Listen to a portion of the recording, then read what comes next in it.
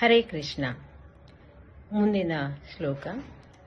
ಉದ್ಭವ ಕ್ಷೋಭಣ ದೇವ ಇತಿ ಪರಮೋ ಮಂತ್ರಃ. ಉದ್ಭವ ಕ್ಷೋಭಣ ದೇವ ಇತಿ ಪರಮೋ ಮಂತ್ರಃ. ಉದ್ಭವಃ ಕ್ಷೋಭಣ ದೇವ ಇತಿ ಪರಮೋ ಮಂತ್ರಃ. ಶಂಖ ಬೃನ್ನಂದಕಿ ಚಕ್ರೀತಿ ಕೀಲಕಂ.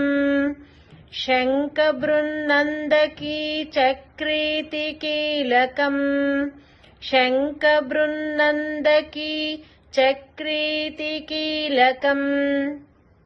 ಶ್ರಾಂಗ್ನಧನ್ವ ಗದಾಧರ ಇತ್ಯಸ್ತ್ರಂ. ಶ್ರಾಂಗ್ನಧನ್ವ ಗದಾಧರ ಇತ್ಯಸ್ತ್ರಂ. ಶ್ರಾಂಗ್ನಧನ್ವ ಗದಾಧರ ಇತ್ಯಸ್ತ್ರಂ. ರಥಾಂಗಪಾಣಿ ರಕ್ಷ್ಯೋಭ್ಯ ಇತಿ ನೇತ್ರಂ. ರಥಾಂಗಪಾಣಿ ರಕ್ಷ್ಯೋಭ್ಯ ಇತಿ ನೇತ್ರಂ. ರಥಾಂಗಪಾಣಿ ರಕ್ಷ್ಯೋಭ್ಯ ಇತಿ ನೇತ್ರಂ.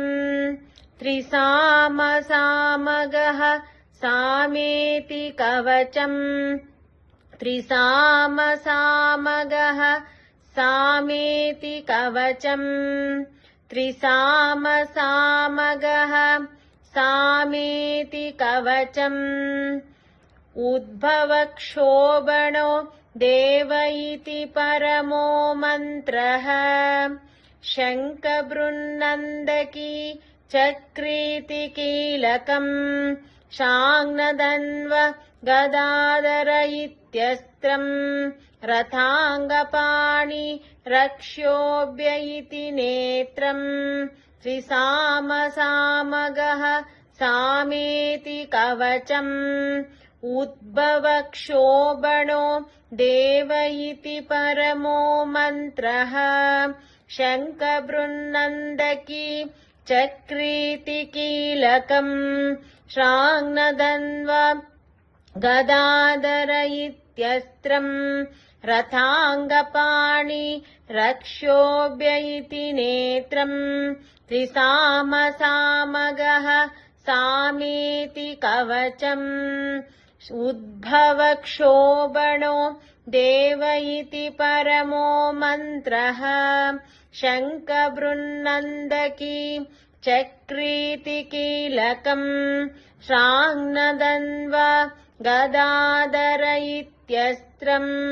ರಥಾಂಗಪಾಣಿ ರಕ್ಷ್ಯೋಭ್ಯ ಇತಿ ನೇತ್ರಂ. ತ್ರಿಸಾಮ ಸಾಮಗಃ ಸಾಮೇತಿ ಕವಚಂ.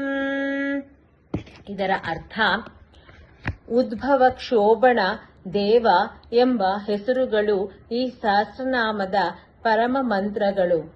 ಪ್ರಮುಖ ಬೀಜ ಮಂತ್ರ ಸ್ವರೂಪ.